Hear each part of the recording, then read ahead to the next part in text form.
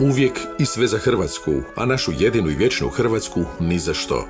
Te su riječi uklesane u mramor posljednjeg prebivališta prvog hrvatskog predsjednika dr. Franje Tuđmana. Za cijelo su i najvjerniji sažetak njegovih političkih težnji i ostvarenja cijelog njegovog života. Hrvati su stoljećima mitskim zanosom željeli oživotvoriti ideju o slobodnoj i nezavisnoj državi. 90. godina u tome su i uspjeli u spletu najtežih okolnosti velikosrpske agresije i međunarodnog nerazumijevanja. U tom je procesu ključnu ulogu odigrao dr. Franjo Tuđman, koji je na temelju vlastitih zamisli nacionalne pomirbe i zajedništva domovinske i iseljene Hrvatske uspješno potaknuo otpornu snagu naroda prema ostvarenju starog, nikad dosegnutog cilja. Dr. Franjo Tuđman rodio se 14. svibnja 1922. u Velikom Trgovišću i odrastao u krugu obitelji izvornih Radićevih ideja. To ga je odvelo u antifašistički pokret, a zatim u Titovoj Jugoslaviji i na put znanstvene obrane Hrvata od zlonamjernih optužbi o njihovoj navodnoj genocidnosti.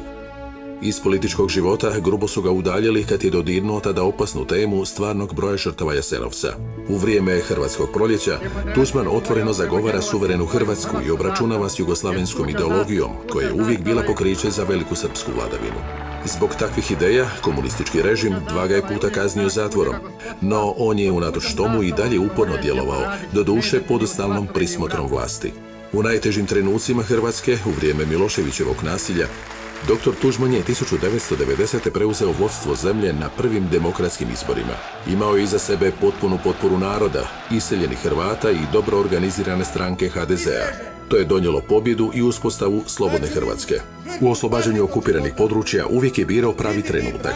Briljantne operacije Bljesak i Oluja dovele su do uspostave hrvatske teritorijalne cjelovitosti, Daytona i rješenje krvave bosansko-hercegovačke krize. Zbog svega dr. Franjo Tuđman imao je veliki osobni autoritet i impozantni kapital popularnosti u hrvatskom narodu.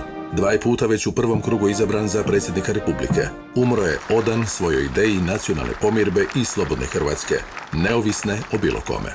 Prisežem svojom čašću da ću dužnost predsjednika Republike Hrvatske obavljati savjesno i odgovorno na dobrobit hrvatskog naroda i svih hrvatskih državljana.